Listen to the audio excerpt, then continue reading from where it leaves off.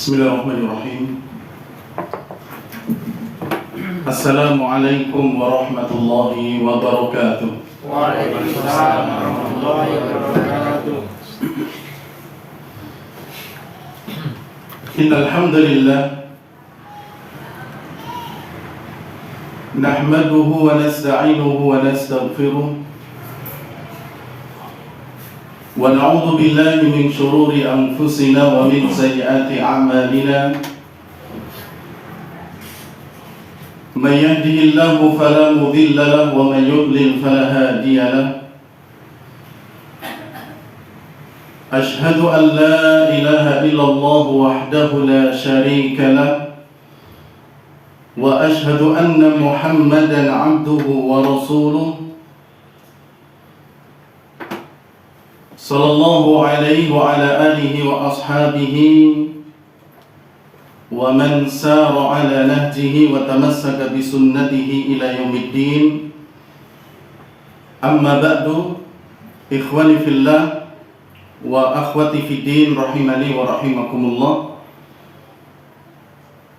Alhamdulillah, segala puji hanya milik Allah tabaraka wa ta'ala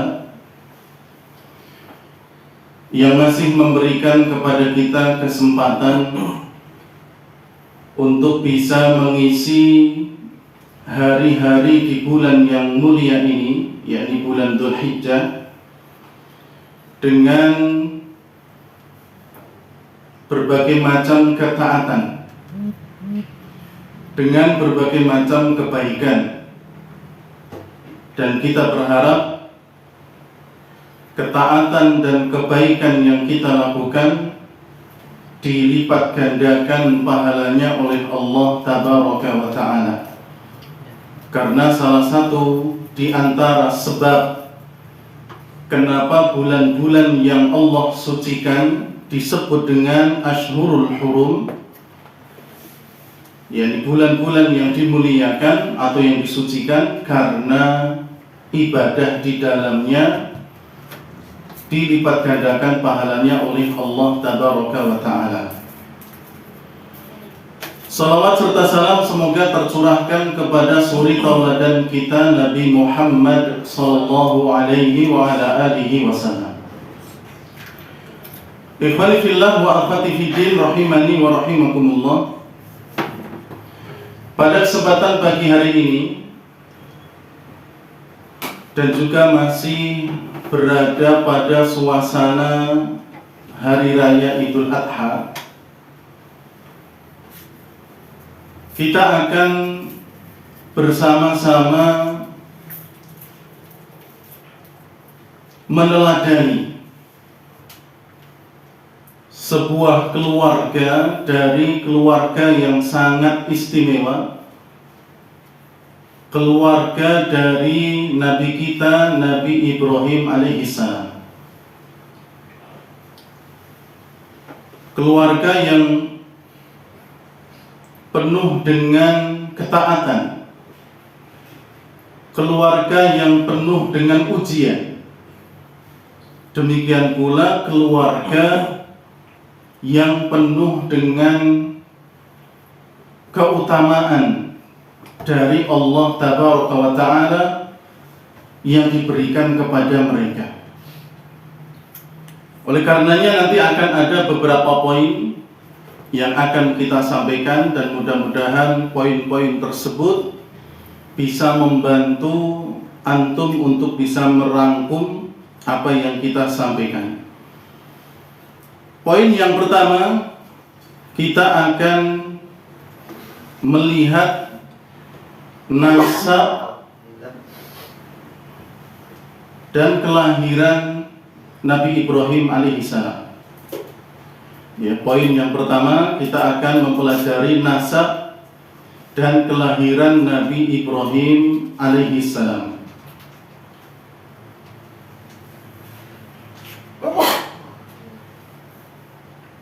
Yang pertama, Nabi Ibrahim alaihissalam adalah keturunan Nabi Nuh. Nabi Ibrahim alaihissalam adalah keturunan Nabi Nuh alaihi wassalam.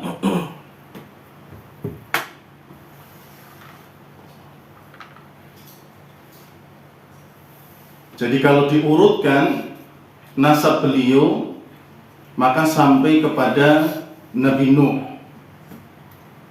walaupun melewati beberapa nama yang lain. Kemudian yang kedua,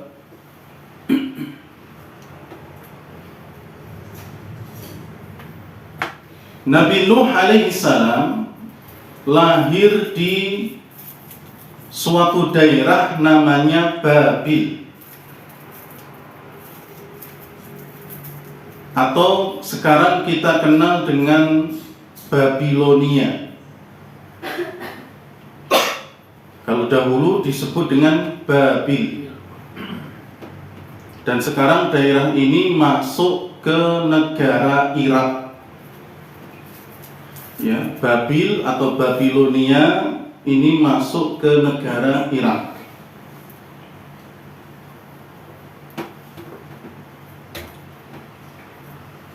Ayah Nabi Ibrahim bernama Azar. Ya, ayah Nabi Ibrahim bernama Azar, sebagaimana di dalam Al-Quran disebutkan nama itu. Ya, Allah berfirman, wa idh qala Ibrahimu li abihi Azar. Dan ingatlah tatkala Nabi Ibrahim berkata kepada bapaknya yang bernama Azar. Sedangkan ibunya bernama Umailah. Ya, Umailah.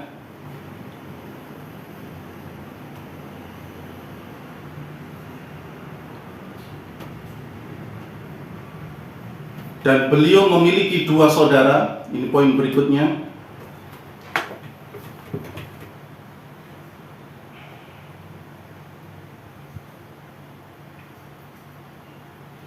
Beliau memiliki dua saudara yang bernama atau yang pertama bernama Nahur. Nahur, dan yang kedua bernama Haron. Bukan Harun, ya, beda lagi. Ini Haron. Haron ini nanti yang punya anak namanya Lut, dan yang kita kenal dengan Nabi Lut alaihissalam. Pertama namanya Nahur, saudaranya yang kedua bernama Haron.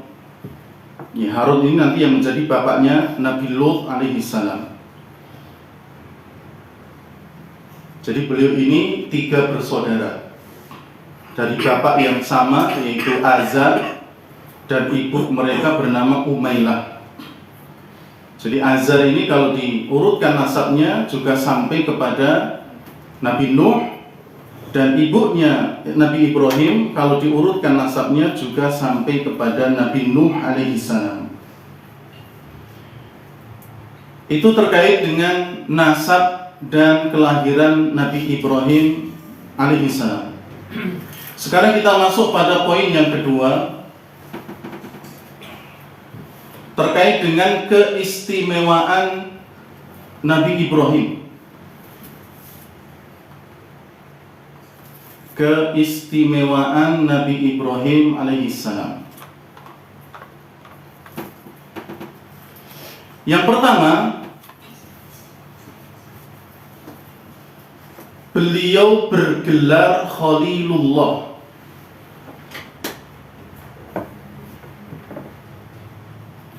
Beliau bergelar Khalilullah.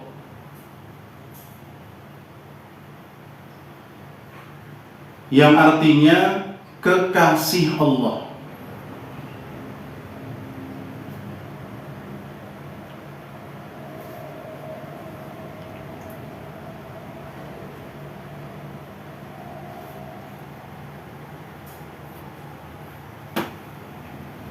Yang artinya adalah kekasih Allah Subhanahu wa ta'ala. Nanti bisa dilihat di surat An-Nisa 125.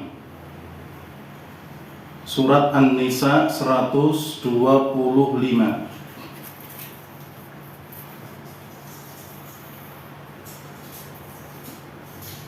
Ini dalil yang menunjukkan bahwa Nabi Ibrahim adalah Khalilullah, ya, kekasih Allah Subhanahu wa ta'ala.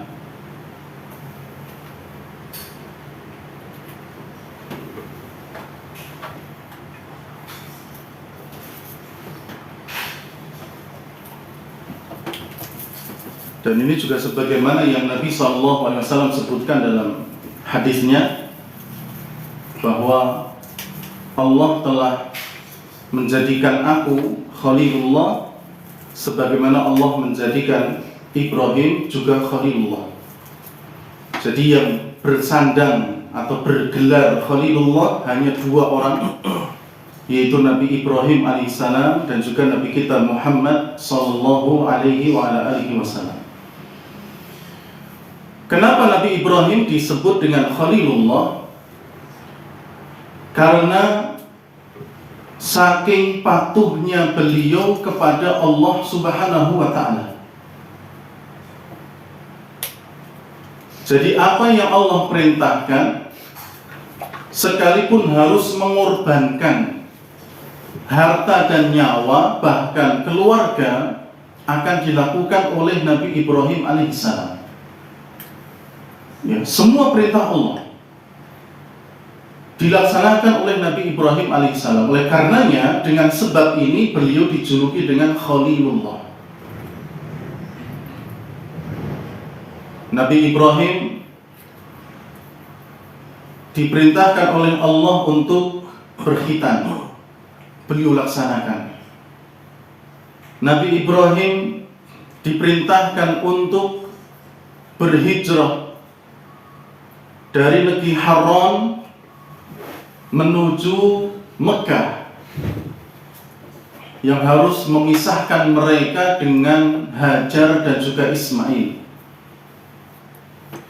Bahkan ketika Ismail sudah besar, bisa diajak untuk berbicara, diajak untuk berpikir, Allah memerintahkan untuk menyembelihnya. Nabi Ibrahim melaksanakan hal tersebut, walaupun pada akhirnya yang disembelih adalah domba. Ya, tapi itu membuktikan bahwa Nabi Ibrahim adalah sosok Nabi yang sangat patuh kepada Allah. Maka pantas kalau kemudian dia dijuluki dengan Khalilullah. Ini keistimewaan yang pertama. Yang kedua, keistimewaan yang dimiliki oleh Nabi Ibrahim, beliau bergelar Abul Anbiya. Ya, Nabi Ibrahim itu bergelar Abul Anbiya,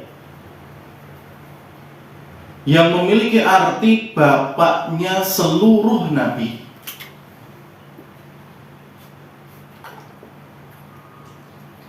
Ya, bapaknya seluruh nabi. Kenapa demikian? Karena tidak ada nabi yang diutus oleh Allah setelah Nabi Ibrahim kecuali merupakan keturunan beliau. Nabi Ibrahim dijuluki dengan Abul Anbiya, bapaknya para nabi, karena tidak ada nabi yang Allah utus setelah Nabi Ibrahim kecuali mereka ini adalah keturunan beliau sendiri. Nabi-nabi dari Bani Israel, mereka juga merupakan keturunan Nabi Ibrahim. Ya, Nabi Bani Israel yang terakhir itu adalah Nabi Isa alaihissalam. Ya, Nabi Isa ini termasuk nabi dari kalangan Bani Israel. Nabi Isa alaihissalam, kalau nasabnya itu diurutkan, maka dia pun termasuk nabi yang menjadi keturunan Nabi Ibrahim alaihissalam. Karena berasal juga dari Nabi Ishak. Nabi Ishak punya anak namanya Nabi Yakub. Nabi Yakub nanti akan melahirkan anak-anak yang juga menjadi nabi, Nabi Allah Subhanahu wa Ta'ala. Yang terakhir adalah Nabi Isa. Demikian pula nabi yang berasal dari Arab, seperti Nabi kita Muhammad Sallallahu Alaihi Wasallam, beliau juga keturunan Nabi Ibrahim. Karena kalau nasab beliau disebut, ya diurutkan ke atas, akan sampai kepada Nabi Ismail alaihissalam. Dan Nabi Ismail putra pertama dari Nabi Ibrahim alaihissalam. Oleh karenanya beliau ini, ya, Nabi Ibrahim disebut dengan Abul Anbiya. Tidak ada nabi yang diutus setelah beliau kecuali dari keturunan beliau sendiri. Kemudian keistimewaan yang ketiga yang dimiliki oleh Nabi Ibrahim alaihissalam adalah nama beliau akan terus diucapkan oleh kaum muslimin sampai hari kiamat.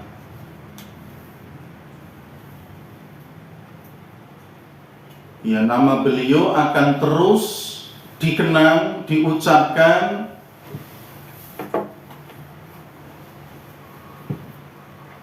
oleh kaum muslimin sampai hari kiamat. Kira-kira diucapkan apa?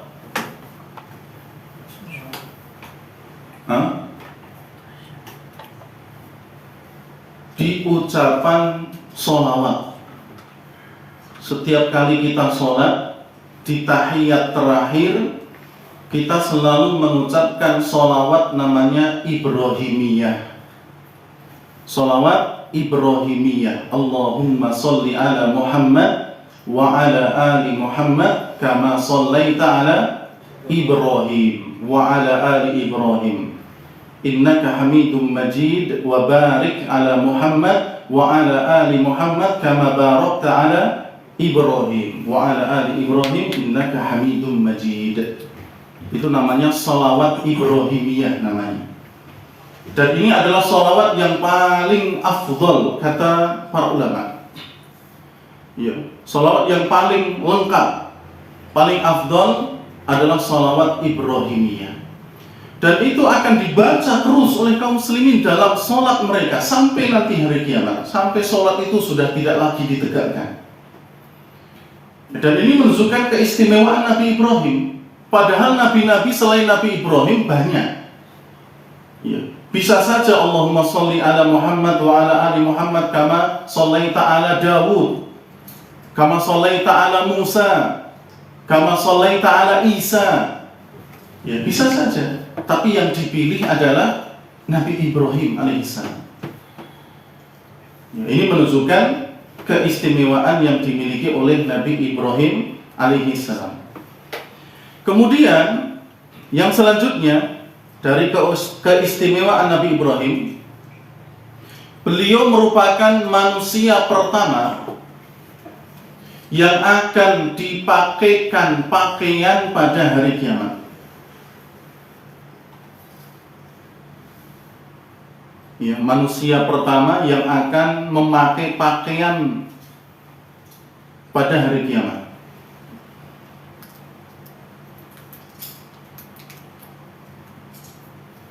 Ya, Nabi SAW pernah mengatakan, sesungguhnya kalian tuhsyaruna yaumal qiyamah, akan dibangkitkan pada hari kiamat dalam keadaan tidak bersandal nyeker, tidak berkhitan, dan tidak berpakaian.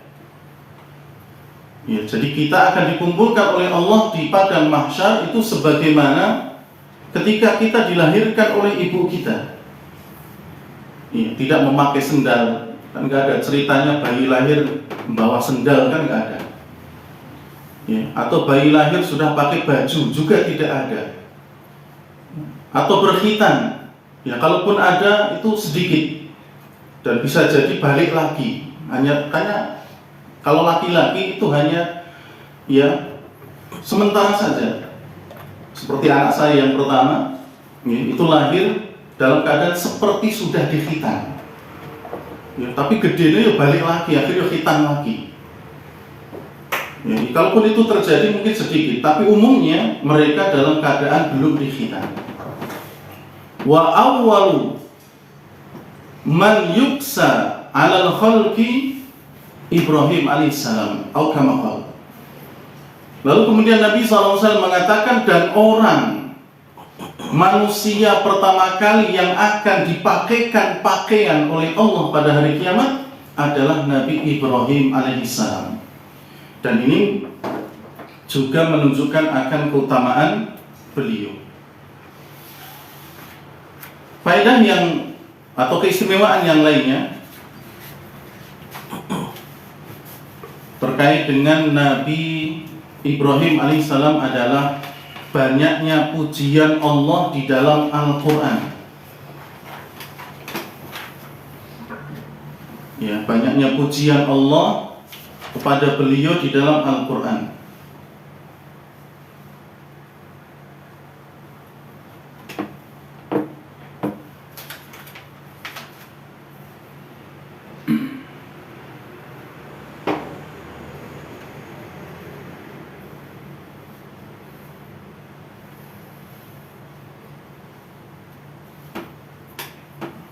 Seperti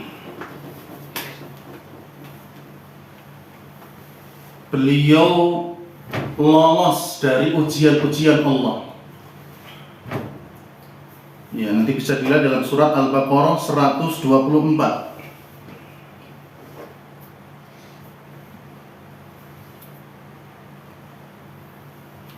Surat Al-Baqarah 124. Ini dalil yang menunjukkan akan lulusnya Nabi Ibrahim dari ujian-ujian Allah. Ya, Allah berfirman, wa idzi betala Ibrahim rabbuhu bikalimatin fa'atammahun. Dan ingatlah tatkala Allah Subhanahu wa taala menguji Ibrahim dengan beberapa ujian, fa'atammahun, dan Ibrahim pun menyempurnakan ujian tersebut, lulus ya dari ujian-ujian Allah Tabaraka wa taala. Atau contoh yang lain dari pujian Allah dalam Al-Quran adalah anak keturunan beliau menjadi para nabi dan penerima kitab.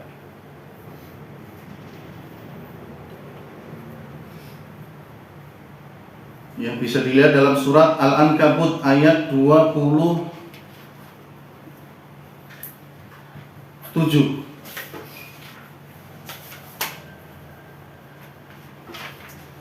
Ya, surat Al-Ankabut ayat 27.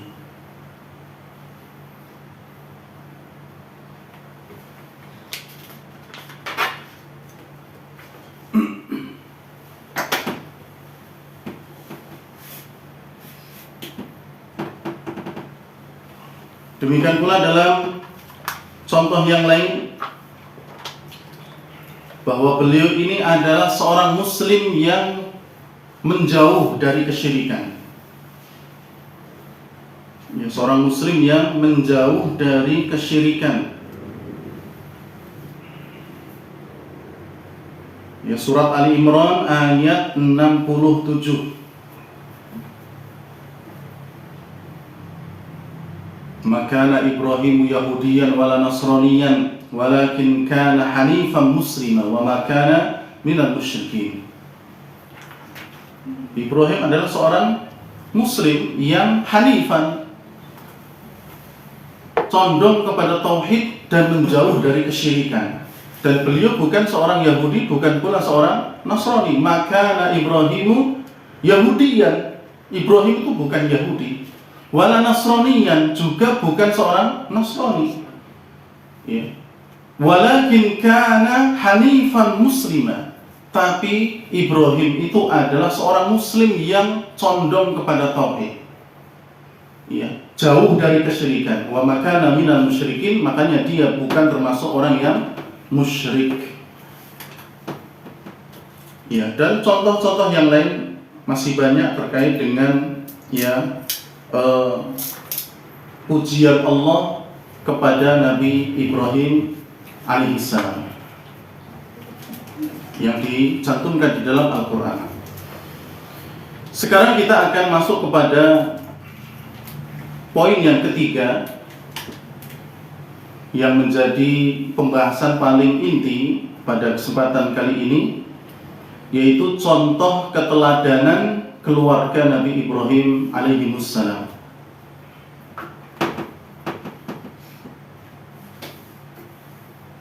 Ya, Nabi Ibrahim dan keluarganya adalah contoh yang sangat luar biasa bagi siapapun, termasuk bagi kita kaum muslimin. Keteladanan yang pertama terkait dengan metode dakwah beliau, metode dakwah Nabi Ibrahim alaihissalam. Ya, karena bagaimanapun Nabi Ibrahim adalah seorang yang diutus oleh Allah untuk menyampaikan syariat, sehingga beliau harus menyampaikan syariat tersebut kepada umatnya. Dan kalau kita melihat metode atau cara berdakwah beliau sangat luar biasa.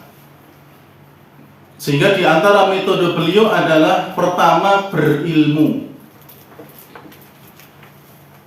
Ya, pertama berilmu. Jadi seorang pendakwah, seseorang yang mengajak kepada kebaikan, seseorang yang menyebarkan ilmu, dia harus memiliki ilmunya. Dan Nabi Ibrahim tidak diragukan akan keilmuan beliau tentang agama Allah.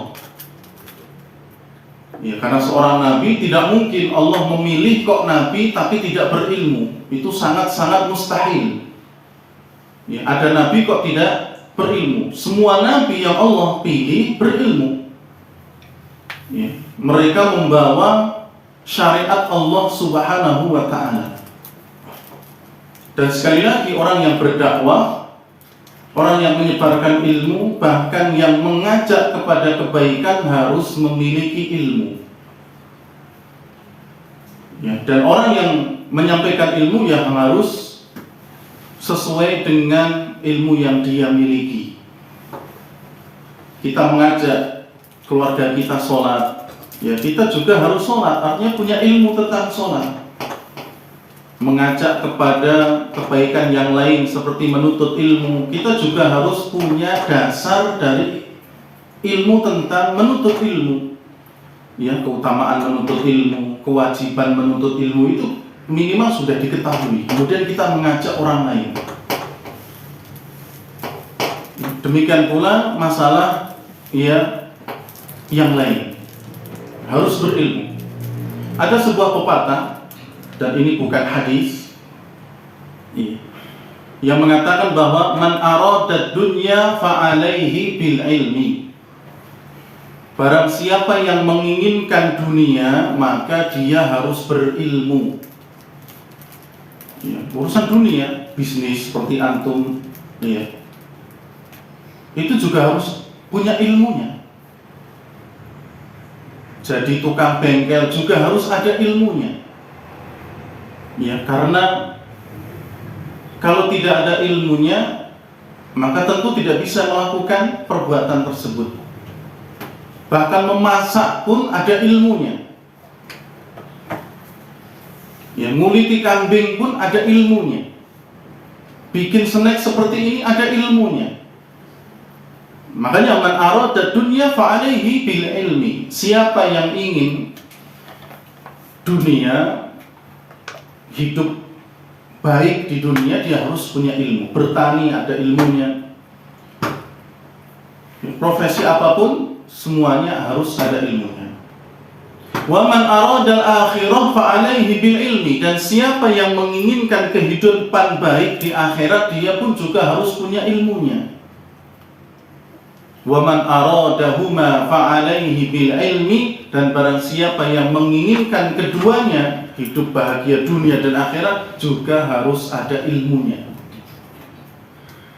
Ini bukan hadis, tapi ini perkataan yang benar. Ya. Jadi orang yang ingin berdakwah hendaknya dia menimba ilmu terlebih dahulu. Dia harus punya ilmunya.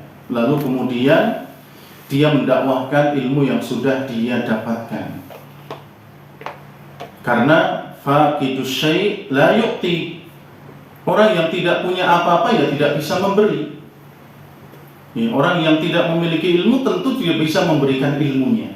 Dia harus punya dulu baru bisa memberikan ya ilmu tersebut. Ini metode dakwah Nabi Ibrahim alaihissalam, yakni dengan ilmu, dan beliau jelas ya manusia yang berilmu karena menjadi utusan Allah tabaraka wa taala. Yang kedua, metode beliau dalam berdakwah adalah sabar. Ya. Dengan sikap dan sifat sabar yang beliau miliki. Oleh karena itu saking sabarnya beliau, maka beliau pun termasuk dalam deretan nabi-nabi yang memiliki keteguhan hati dan kesabaran yang luar biasa, yang disebut dengan ulul azmi ya.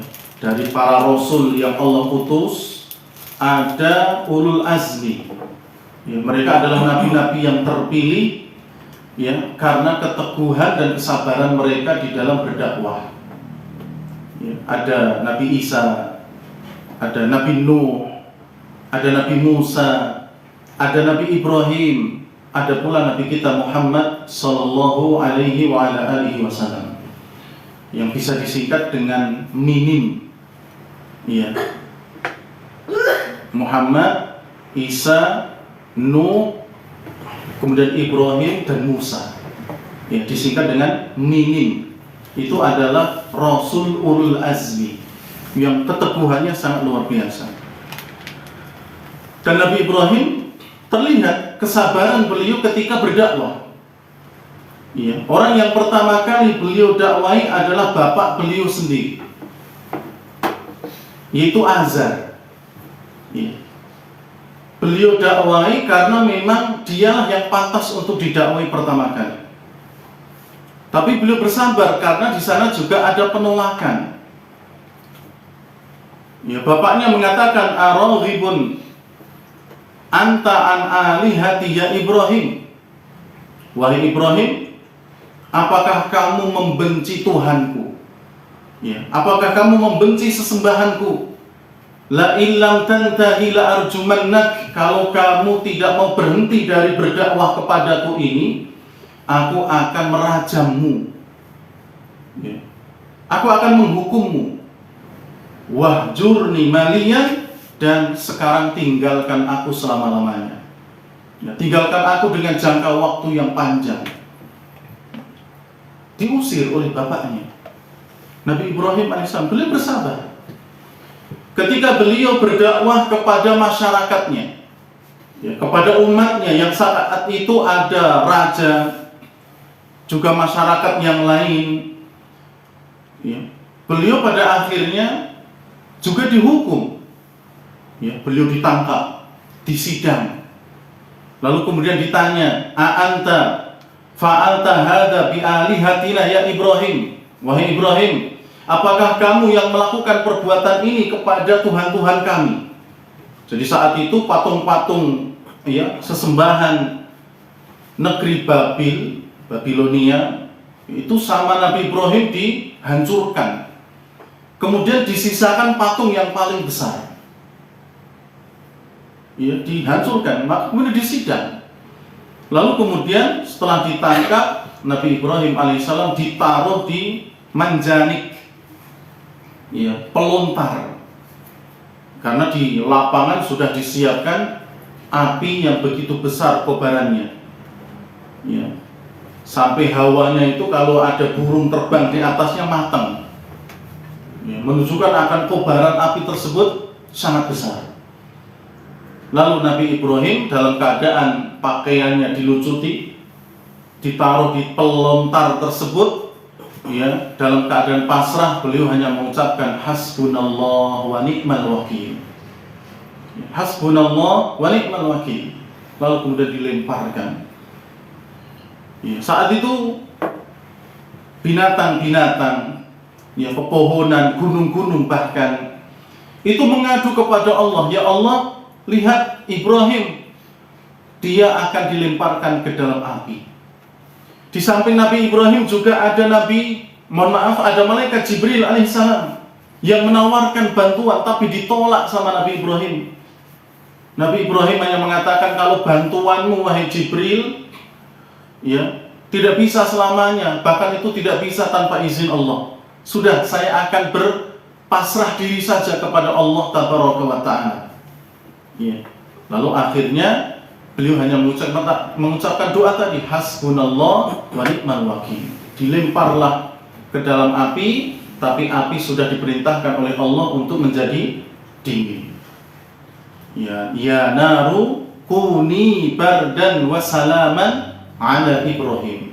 Ya, wahai api, jadilah kamu dingin dan penyelamat bagi Nabi Ibrahim. Akhirnya ketika Nabi Ibrahim masuk ke kobaran api, ya tidak terjadi apa-apa. Beliau tidak terbakar, rambutnya tidak ada yang sedikit pun hilang karena terbakar atau karena panas. Ya, karena api saat itu menjadi dingin atas perintah Allah Tabaraka wa Ta'ala. Jadi beliau sangat sabar sekali, ya, di dalam berdakwah. Metode yang ketiga yang dilakukan oleh Nabi Ibrahim dalam berdakwah adalah lemah lembut. Ya, lemah lembut.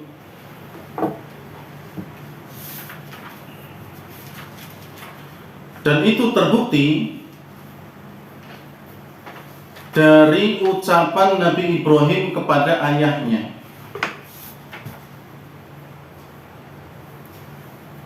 Ya, ketika berdakwah kepada ayahnya, Nabi Ibrahim mengatakan, ya abati, ya, lima ta'budu ma la yasma'u wa la yubsiru wa la yughni anka syai'an.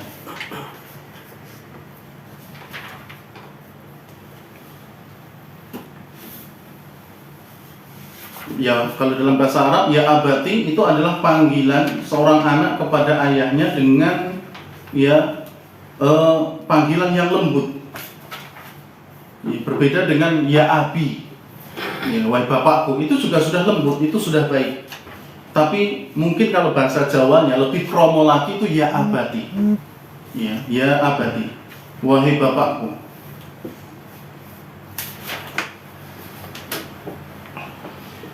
Lima ta'budu ma la yasma'u wa la yubsiru wa la yughni anka syai'a. Wahai bapakku, kenapa engkau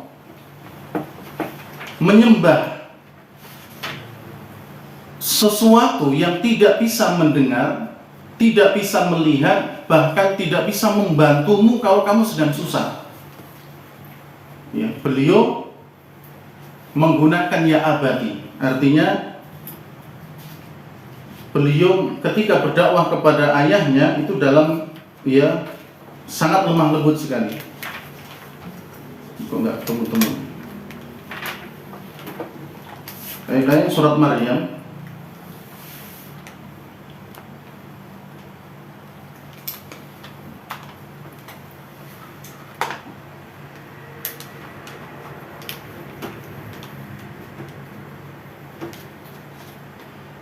Ya, jadi dengan lemah lembut.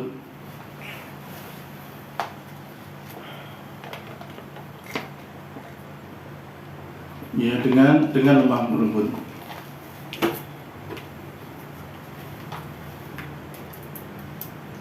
Kemudian, ya, surat Maryam 42.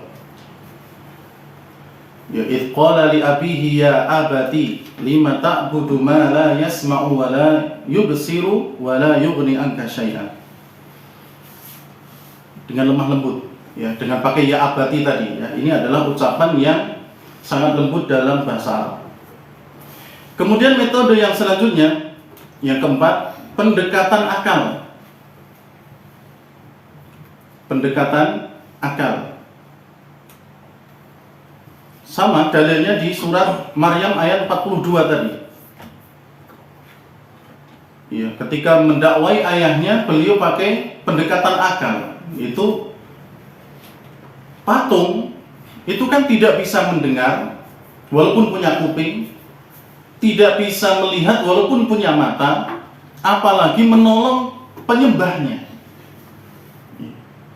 Jadi dia tidak bisa berbuat apapun, apalagi sampai menolong penyembahnya. Karena patung itu, jangankan menolong penyembahnya, ada lalat yang mampir di hidungnya, lalu kemudian membuang kotorannya di hidung patung tersebut, dia pun nggak bisa membersihkannya. Ya, bahkan menghalau laler itu saja nggak bisa dia. Bagaimana dia bisa menolong penyembahnya? Makanya kemudian itu digunakan oleh Nabi Ibrahim untuk ya dalil dengan pendekatan akal. Ya abadi, wahai ayahku, lima ta'budu ma la yasma'u wa la yubsir. Kenapa engkau menyembah sesuatu yang tidak bisa melihat, tidak bisa mendengar, walaupun punya kuping, punya telinga, punya mata? Ya kenapa disembah? Bahkan ketika beliau disidang oleh raja dan masyarakat, ketika ditanya tentang apakah kamu yang melakukan perbuatan ini wahai Ibrahim, yakni menghancurkan patung-patung yang kecil sedangkan patung yang besar dibiarkan, apakah itu kamu? Apa kata Nabi Ibrahim? Fas'alhum, ya, kalau kalian benar-benar mempercayai patung itu, ya tanyakan kepada patung yang lebih besar ini. Ya. Patung yang besar ini coba kalian tanyakan siapa yang melakukan penghancuran terhadap patung-patung kecil. Kan kampaknya ada di patung yang besar. Ya. Lalu kemudian Nabi Ibrahim mengatakan, in kanu yantikun, kalau memang benar-benar mereka itu bisa berbicara, coba tanyakan. Ini juga termasuk pendekatan akal. Ya, jadi ikhwani fillah wa akhwati fiddin rahimani wa rahimakumullah, itu adalah di antara metode dakwah Nabi Ibrahim alaihissalam. Kemudian yang terakhir, metode dakwah beliau adalah dimulai dari keluarga. Dimulai dari keluarga. Ya, Nabi Ibrahim mendakwai ayahnya, ya, mendakwai istrinya itu Sarah yang pada akhirnya masuk Islam, sehingga saat itu ya di daerah namanya Babilonia tidak ada yang beriman kepada Allah kecuali 3 orang. Ya, kecuali 3 orang. Seluruhnya musyrik, seluruhnya penyembah benda-benda bumi, patung dan seterusnya. Siapa 3 itu? Ya Ibrahim, Sarah, kemudian nanti Nabi Lut alaihissalam. Ya, keponakannya sendiri, Nabi Lut alaihissalam. 3 orang ini aja yang beriman di negeri Babilonia. Ini contoh keteladanan yang pertama. Contoh keteladanan yang kedua dari keluarga Nabi Ibrahim alaihimussalam adalah kesabaran Nabi Ibrahim dan Sarah. Ya, kesabaran Nabi Ibrahim dan Sarah di dalam menanti buah hati. Ya, mereka ini sudah menikah. Lalu kemudian mereka lama tak kunjung mendapatkan buah hati, keturunan. Dan Nabi Ibrahim alaihissalam dengan Sarah ini kesabarannya luar biasa dalam menunggu datangnya buah hati. Lebih sedih lagi, Sarah ini dinyatakan, mohon maaf, mandul. Ya, saat itu tidak mungkin bisa mendapatkan anak. Ya, Sarah istri Nabi Ibrahim yang pertama ini dinyatakan akim, ya, mandul. Namun berkat kesabaran Nabi Ibrahim alaihissalam, dan beliau sangat-sangat paham bahwa pemberi anak adalah Allah, maka dia pun terus berdoa kepada Allah diiringi dengan usaha. Ya, usahanya terus, doanya juga terus. Ya, doa yang beliau panjatkan kepada Allah adalah Rabbi habli minas solihin. Ya, Rabbi habli minas solihin. Ya Allah, hibahkanlah kepadaku, berikanlah kepadaku keturunan yang soleh. Itu doa Nabi Ibrahim, terus dipanjatkan sambil berusaha. Ya, sambil berusaha. Dan doa Nabi Ibrahim dan usaha beliau pun berhasil, walaupun bukan lewat Sarah saat itu. Lewat istri Nabi Ibrahim yang kedua yang bernama Hajar. Yang setelah keduanya menikah, dan itu juga atas restu daripada Sarah, tidak berselang lama Hajar pun hamil. Yang akhirnya nanti memiliki seorang anak laki-laki yang dinamai Ismail, juga seorang Nabi alaihissalam. Dan ini contoh bagi kita yang mungkin sudah menikah lalu kemudian lama tidak kunjung diberikan keturunan oleh Allah Tabaraka wa Ta'ala. Ya, bersabar, banyak berdoa, dan terus lakukan usaha sebagaimana yang dilakukan oleh Nabi Ibrahim alaihissalam. Karena memiliki anak itu mutlak haknya Allah. Kita tidak bisa mengganggu gugatnya. Kita hanya bisa meminta, ya. Kita hanya bisa berusaha, tapi hasil akhir itu milik Allah. Ya, makanya banyak orang yang menginginkan keturunan tapi Allah uji belum mendapatkannya.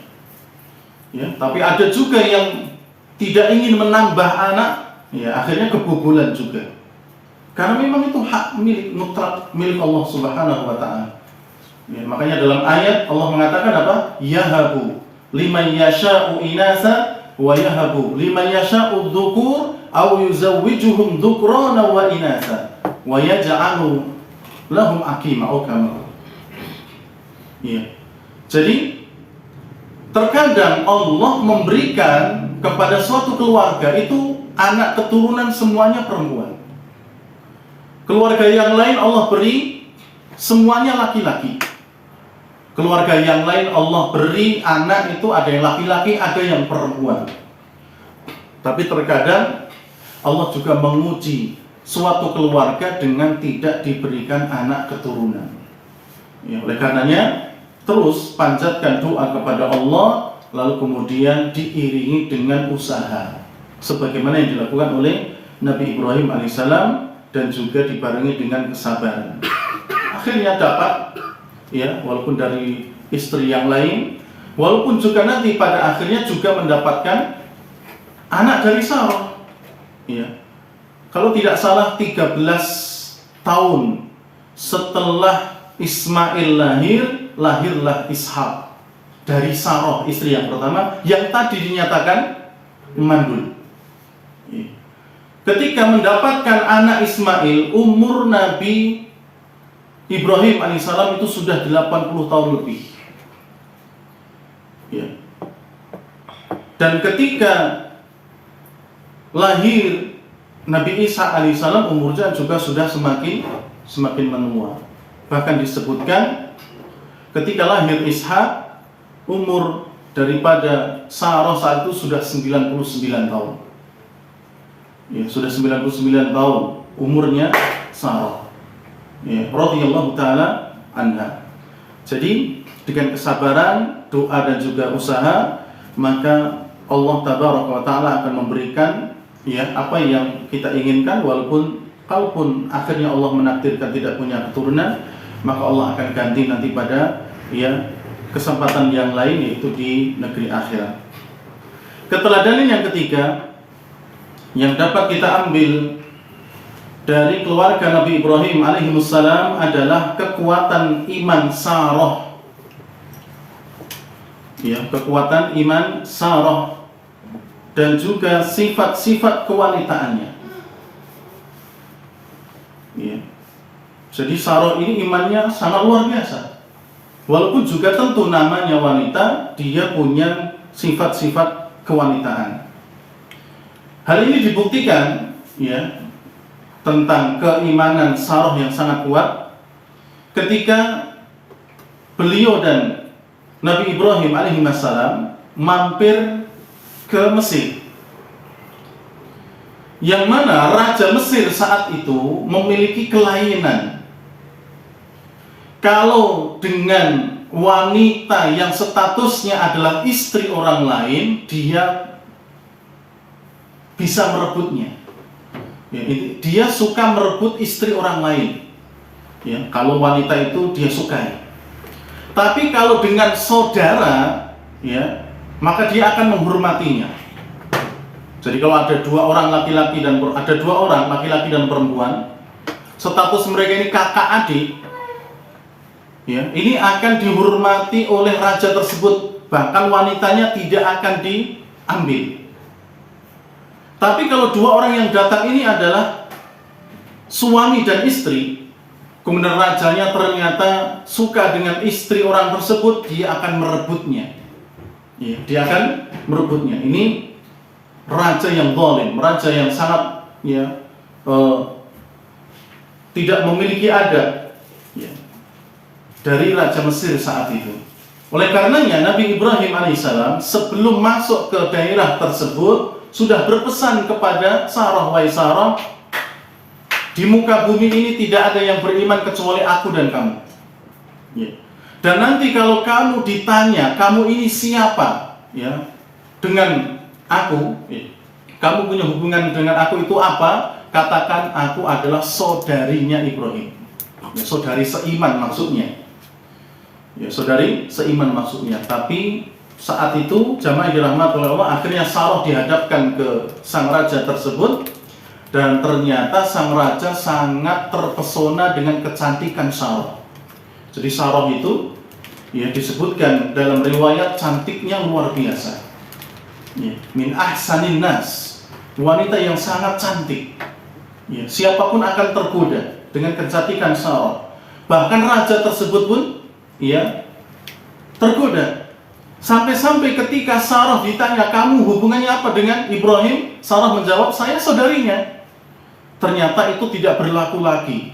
Ya. Saking inginnya sang raja mendapatkan Sarah, maka Sarah pun tetap ditangkap, diambil, dipisahkan dari Ibrahim. Ya. Kelainan dia semakin berbahaya lagi ternyata. Maka kemudian ketika sang raja ingin melakukan sesuatu yang tidak pantas kepada Sarah, Sarah meminta izin terlebih dahulu untuk berwudu kemudian sholat. Ya, dalam keadaan itu ketika akan dipegang, tangan raja dan tubuhnya menjadi kaku, tidak bisa bergerak. Hanya mulutnya yang bisa berbicara. Lalu kemudian dia berkata, memelas kepada Sarah, berdoalah kepada Allah agar dia melepaskanku, agar aku kembali normal. Lalu kemudian Sarah berdoa. Maka kemudian raja tersebut menjadi biasa. Ya, setelah itu dia berniat jahat lagi, akan diambil, dipegang lagi Sarah, sang raja tersebut menjadi kaku lagi. Kemudian memelas lagi kepada Sarah, wahai Sarah, berdoalah kepada Allah agar dia melepaskan hukuman ini kepadaku. Aku tidak akan melakukan apapun lagi kepadamu. Sampai 3 kali dilepaskan, 3 kali juga seperti itu. Berdoa lagi, sampai akhirnya sang raja tersebut mengatakan, kalian membawa kepadaku bukan seorang wanita yang cantik, tapi kalian membawa kepadaku syaitan. Ya. Dia nggak bisa diapa-apain. Bawa dia, kembalikan kepada Ibrahim, dan hadiahkan kepada Ibrahim Hajar. Ya, disitulah kemudian, ya, pertemuan antara Nabi Ibrahim, Sarah dengan Hajar, yang nanti akan menjadi istri kedua Nabi Ibrahim alaihissalam. Dan itu juga atas restu dari Sarah. Ya, karena Sarah merasa memang sudah tidak bisa memiliki turunan, bebaskan Hajar, nikahi dia.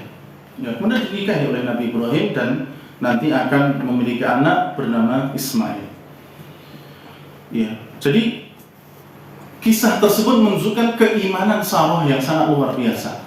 Kalau tidak imannya tinggi, gak mungkin seperti itu. Dia mendapatkan karomah seperti itu.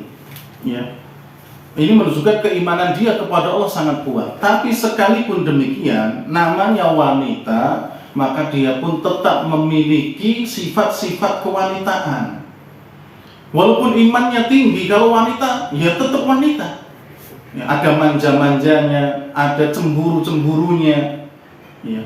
Dan Sarah, sekalipun wanita yang imannya sangat kuat dan tinggi, dia memiliki sifat cemburu juga ketika melihat tahu kalau si Hajar telah hamil.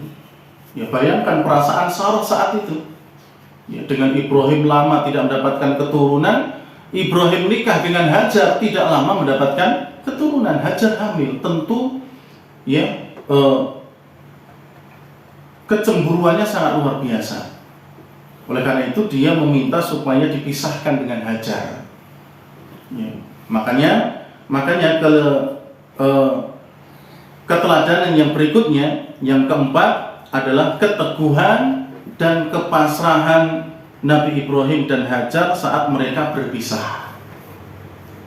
Ya, keteguhan dan kepasrahan Nabi Ibrahim dan Hajar saat mereka berpisah. Dan akhirnya kemudian Allah meminta Nabi Ibrahim memisahkan antara Hajar dengan Sarah. Ya, Hajar tetap berada di Palestina, ya, atau di Syam. Kemudian Hajar dengan bayinya yang masih kecil yaitu Ismail dipisahkan ke suatu lembah yang tidak ada air juga tidak ada pepohonan, yaitu di suatu tempat yang sekarang kita kenal dengan Mekah. Ada Ka'bahnya, ada air Zam-Zamnya. Ya, dulu tidak seperti itu. Ya, hanya dipisahkan. Ya, dipisahkan. Dan ini menunjukkan bahwa dari dulu namanya punya istri dua itu tidak dijadikan satu tempat. Ya, dipisahkan. Ya, kalau sekarang antum punya di Sukoharjo, ya satunya nanti di Tawangsari atau di mana. Dipisah, jangan jadi satu. Ya, seperti halnya Nabi Ibrahim alaihissalam, Hajar ditaruh di Mekah, ya, Sarah ditaruh di Syam, ya, atau di Palestina. Dan ini suatu keteguhan yang sangat luar biasa, ya, karena Hajar akhirnya tinggal di suatu tempat yang tidak ada penghuninya sama sekali saat itu, juga tidak ada air apalagi tumbuh-tumbuhan. Bekal yang diberikan Nabi Ibrahim hanya beberapa kurma dan juga air saja. Untuk pakai hidup bertahun-tahun di situ jelas tidak cukup. Ya. Akhirnya kemudian Nabi Ibrahim alaihissalam meninggalkan keluarganya di situ dan kembali ke Syam, kembali ke Palestina. Ya. Kembali ke istri yang pertama yaitu Sarah. Dan saat beliau meninggalkan keduanya, yaitu Hajar dan Ismail di tempat tersebut, beliau pergi, kemudian ditanya oleh Hajar, "Wahai Ibrahim, kenapa engkau tinggalkan kami di sini?" Ya, Ibrahim tidak jawab. Ditanya berulang-ulang, tidak jawab. Tapi ketika Hajar bertanya, "Apakah ini perintah Allah?" baru Nabi Ibrahim jawab, "Ya, ini perintah Allah." Ya, baru kemudian Hajar mengatakan, "Kalau begitu saya pasrah. Karena kalau ini perintah Allah, Allah tidak akan menyia-nyiakan kami." Akhirnya ditinggalkan oleh Nabi Ibrahim. Kemudian Nabi Ibrahim alaihissalam sudah sampai di suatu bukit. Beliau menghadap lagi ke tempat di mana anak dan istrinya ditempatkan tersebut, kemudian berdoa, "Rabbana atau Rabbi inni askantu min dzurriyyati biwadin ghairi dzi zar'in." Ya Allah, aku tinggalkan sebagian dari keluarga anak keturunanku di suatu lembah yang tidak ada tumbuh-tumbuhan, ya, supaya mereka menjadi orang-orang yang menegakkan sholat dan seterusnya. Ya, ini merupakan kepasrahan, ya, Nabi Ibrahim alaihissalam dan keteguhan beliau dengan, ya, istrinya itu Hajar. Ya, jadi saat itu kemudian Hajar akhirnya hidup di situ, ya, lalu kemudian habis air beliau bolak-balik antara Safa dengan Marwah, kemudian menjadi salah satu rukun dari ataupun menjadi salah satu manasik dari ibadah haji dan umrah. Ya, kemudian ada air Zam-Zam yang akhirnya muncul banyak, ya, dan seterusnya. Kisahnya panjang terkait dengan hal tersebut. Kemudian di antara contoh keteladanan keluarga Nabi Ibrahim alaihi wassalam yang kelima adalah kegembiraan Nabi Ibrahim dan Hajar saat mendapatkan anak. Ya, jadi ketika Allah memberitahukan akan hadirnya seorang anak dari rahimnya Hajar, maka Nabi Ibrahim bergembira. Ya, Hajar juga bergembira. Demikian pula nanti ketika dihabarkan ya, oleh malaikat-malaikat yang bertamu kepada Nabi Ibrahim akan datangnya Ishak dari rahimnya Sarah, Nabi Ibrahim bergembira, tambah bergembira karena akan tambah anak. Sarah juga bergembira karena yang tadinya dinyatakan mandul, beliau akhirnya bisa memiliki keturunan. Dan ini adalah di antara yang harus dilakukan oleh seorang muslim dan muslimah ketika mendapatkan anak, dia harus bergembira. Ya, jangan sampai seperti orang-orang jahiliyah, ya, ketika dikabarkan kepadanya akan mendapatkan anak, apalagi anaknya adalah laki-laki, anaknya adalah perempuan, maka dia tidak suka. Ya, seorang muslim dan muslimah mendapatkan anak, dia harus bergembira. Kemudian yang terakhir, karena waktu sudah habis, contoh keteladanan keluarga Nabi Ibrahim alaihissalam yang keenam adalah kepatuhan Nabi Ibrahim dan juga Nabi Ismail untuk disembelih. Ya, kepatuhan Nabi Ibrahim untuk menyembelih Nabi Ismail alaihissalam. Dan sekali lagi ini adalah ujian yang sangat berat bagi Nabi Ibrahim, tapi beliau lulus. Ya. Beliau hanya melihat dalam mimpi, dan mimpi Nabi adalah wahyu. Ya, makanya kemudian dibicarakan dengan anaknya. Wahai anakku, inni ara fil manami anni adbahuka fandur madza tara. Wahai anakku Ismail, ya, aku melihat dalam mimpiku aku menyembelihmu. Fandur madza tara. Perhatikan wahyu ini dan apa pendapatmu. Lalu kemudian Ismail sebagai seorang anak yang juga luar biasa kesabarannya, ya, beliau mengatakan, ya abati fa'al ma tu'mar satajiduni insyaallahu minas sabirin. Wahai ayahku, kerjakan, lakukan apa yang diperintahkan kepadamu dari wahyu Allah itu, ya, dan kau akan dapati aku termasuk dari deretan anak-anak yang sangat sabar. Ya, akhirnya, ya, dipersiapkanlah segala sesuatu. Kemudian ketika Nabi Ismail akan disembelih oleh Nabi Ibrahim, datang malaikat Jibril membawa domba, lalu kemudian domba itulah yang disembelih. Ya, domba itulah yang disembelih, kemudian dibagi-bagikan kepada masyarakat Mekah sekitar saat itu. Dan syariat inilah, ya, menyembelih hewan kurban adalah syariat yang kemudian sampai sekarang ditunaikan oleh kaum muslimin, karena itu merupakan sunnah Nabi Ibrahim alaihimussalam wa salawatullahi wa salamuhu alaihim. Wa demikian apa yang bisa kita sampaikan terkait dengan keteladanan dari keluarga Nabi Ibrahim alaihissalam. Semoga bermanfaat, dan kurang lebihnya mohon maaf. Kita akhiri, subhanakallahumma rabbana wa bihamdik, asyhadu an la ilaha illa anta, astaghfiruka wa atubu ilaik. Wassalamualaikum warahmatullahi wabarakatuh.